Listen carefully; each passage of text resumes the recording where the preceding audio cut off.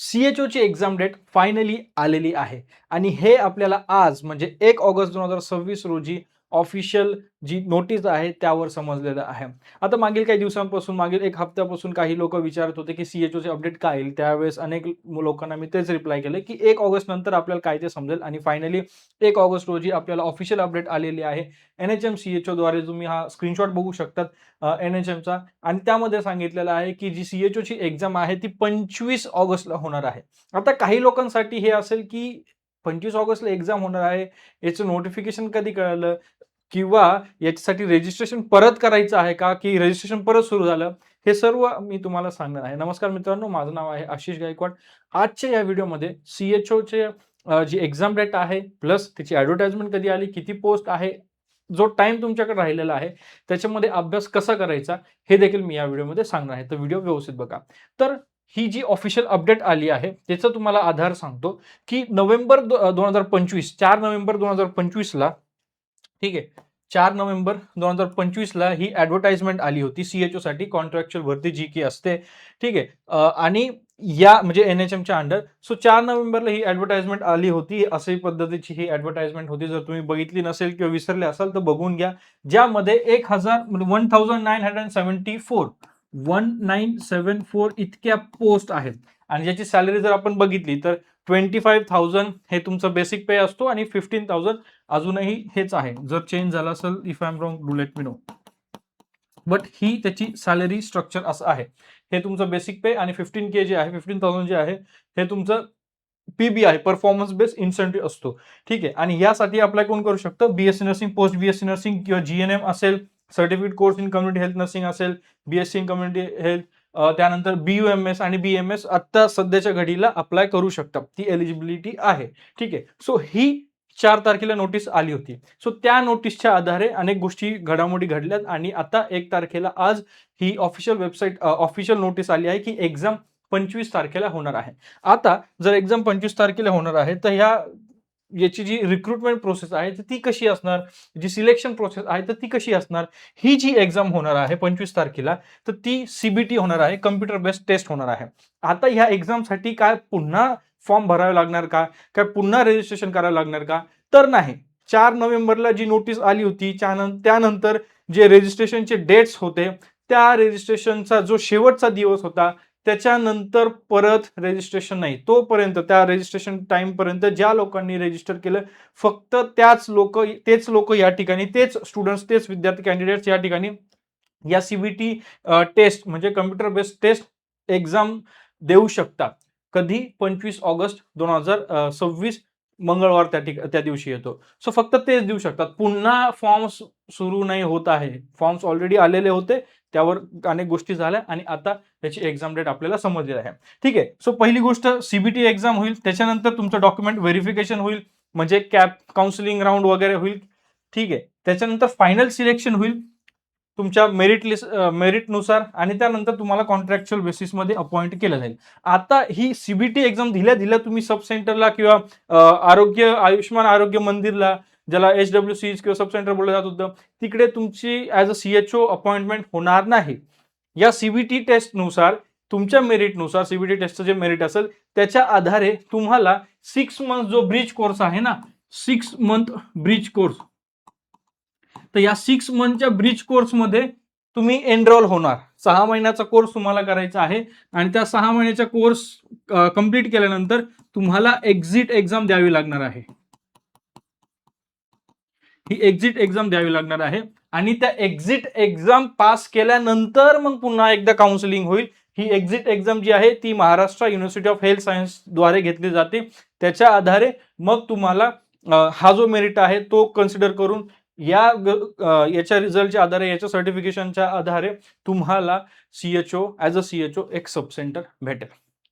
हे अशा पद्धतीचं होत असतं किंवा अशा पद्धतीची तुमची रिक्रुटमेंट होईल. आता एक्झिट एक्झाम आहे, परत आता ही CBT एक्झाम पण आहे आणि टाईम जसं सांगितलं 25 तारीख आहेत. आज आहे 1 24 दिवस तुमच्या हातात आहे प्रिपरेशनसाठी. ठीक आहे. जसं इथं आपण बघितलं आहे 25 ऑगस्टला ही परीक्षा होणार आहे मंगळवारी. त्याच्यात जे हॉल तिकीट्स आहे, जे एक्झाम सेंटर आहे, रिपोर्टिंग टाइम काय असेल, इन्स्ट्रक्शन्स जे स्टुडंटसाठी जे सूचना असतात, हे सर्वसाठी ऑफिशियल वेबसाईट दिली आहे nhmmaharaष्ट्र.gov.in. सो यावर या सूचनेनुसार जी आता नोटीस आलेली आहे तिथे हे सर्व संपूर्ण माहिती व्यवस्थित त्या ठिकाणी दिलेली आहे. सो हे सर्व बघायचं आहे तुम्हाला, त्यासाठी ऑफिशियल वेबसाईट वेळोवेळी चेक करायची आहे. तर आता इतके कमी दिवस आहे, 24 एक दिवस आहे काहीतरी, आणि त्या कमी वेळामध्ये तुम्हाला अभ्यास कसा करायचा, प्रिपरेशन कसं करायचं, 24 दिवसाची स्ट्रॅटेजी काय तुम्हाला फॉलो करायची. सो त्यासाठी एक सिंपल गोष्ट आपण डिवाइड करत आहोत. याला 3 फेजमध्ये आपण डिवाइड करत आहोत. 10 दिवस 10 डेजचा पहिला फेज असणार, दुसरा फेज असेल 8 डेजचा आणि तिसरा फेज असेल 6 डेजचा.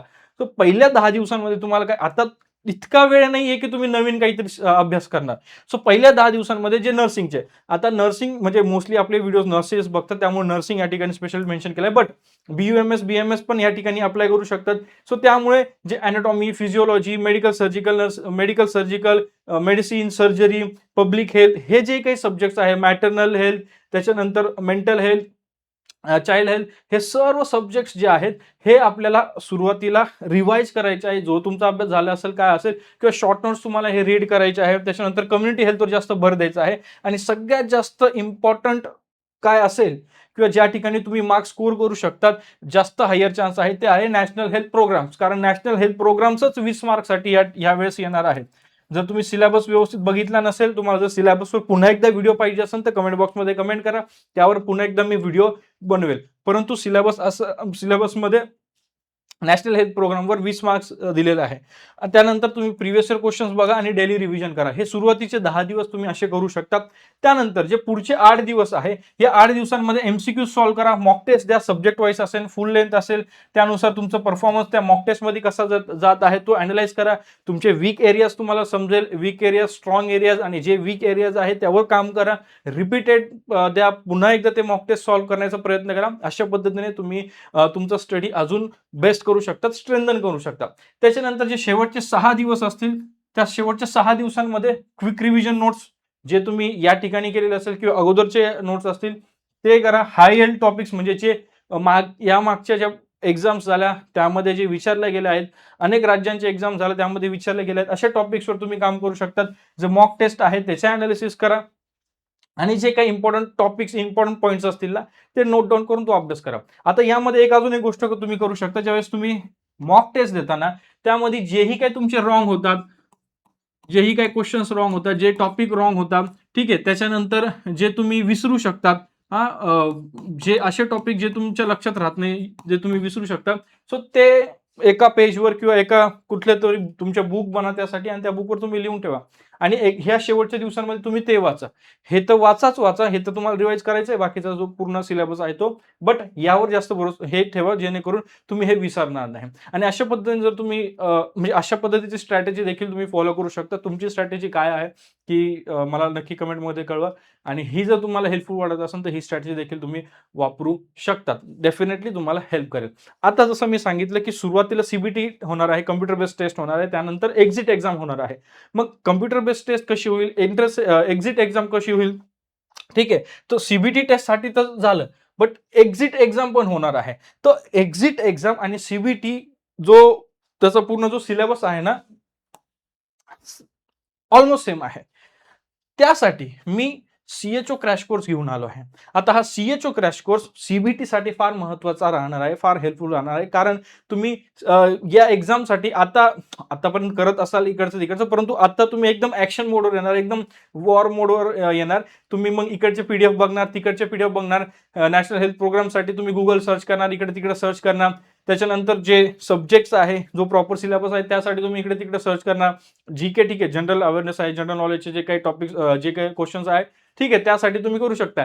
परंतु जो प्रॉपर सिलेबस आहे NHMचा, त्याच्यासाठी तुम्ही इकडे तिकडे भटकण्याची गरज पडणार नाही, कारण ते सर्व या क्रॅश कोर्समध्ये अवेलेबल असणार आहे.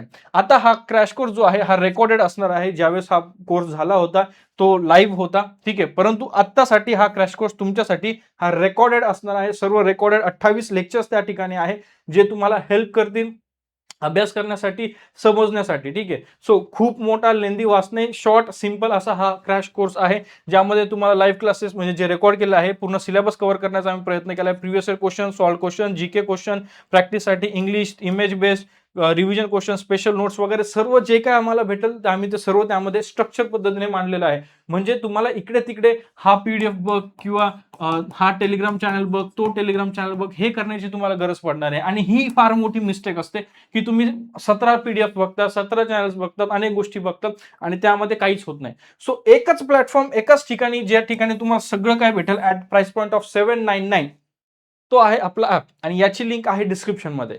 याची लिंक तुम्हाला डिस्क्रिप्शनमध्ये भेटेल. त्या लिंकवर जा, क्लिक करा, तिकडनं हा कोर्स परचेस करा आणि पुढील 24 दिवस आता जे शेवटचे काही 3-4 लेक्चर्स असणार आहे यामध्ये ते संपूर्ण रिव्हिजन लेक्चर्स आहे. सो तुम्ही एका दिवसामध्ये 2-2 लेक्चर करू शकता. तुमच्या याच्यानुसार वेळ काढून करू शकता. डेफिनेटली ऐकून समजेल तुम्हाला आणि त्याचा तुम्हाला डेफिनेटली फायदा होणार आहे. सो यामध्ये फक्त जे व्हिडिओज आहे लाईव्ह क्लासेसच्या सेक्शनमध्ये तुम्हाला ते व्हिडिओज भेटतील, 28 व्हिडिओज भेटतील. तर ते तर आहेच आहे.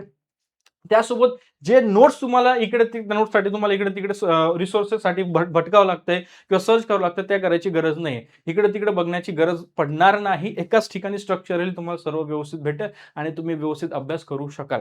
आता ह्यासोबतच हाच जो कोर्स आहे याची लाईफटाईम आम्ही ॲक्सेस ठेवलेला आहे. जेणेकरून जी तुमची एक्झिट एक्झाम होईल त्या एक्झिट एक्झामसाठी हाच कोर्स, हेच नोट्स तुम्हाला मदत करणार आहे. त्यामुळे हा तुमच्यासाठी विन विन सिच्युएशन आहे. इकडे देखील जसं तुम्ही एंट्रन्स एक्झाम देत आहात तिथे देखील तुम्हाला मदत करणार आहे आणि एक्झिट एक्झाम द्यायची आहे तर तिथे देखील तुम्हाला मदत करणार आहे.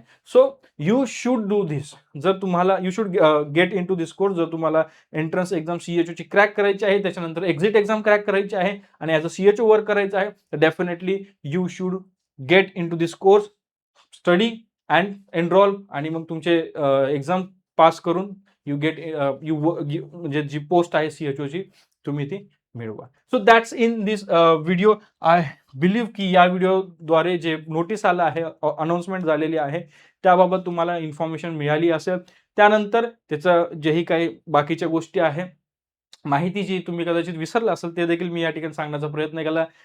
पोस्ट किती आहेत आणि अभ्यास कसा करायचा आणि त्यानंतर आपला क्रॅश कोर्स जो की तुम्ही नक्कीच घ्यायला पाहिजे.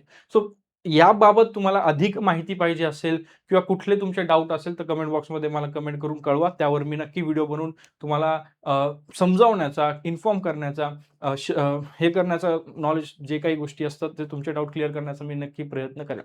सो या व्हिडिओमध्ये फक्त इतकंच. भेटूया पुढच्या व्हिडिओमध्ये, पुढच्या चांगल्या हेल्पफुल व्हिडिओमध्ये. तोपर्यंत शालोम, शांती, सलाम.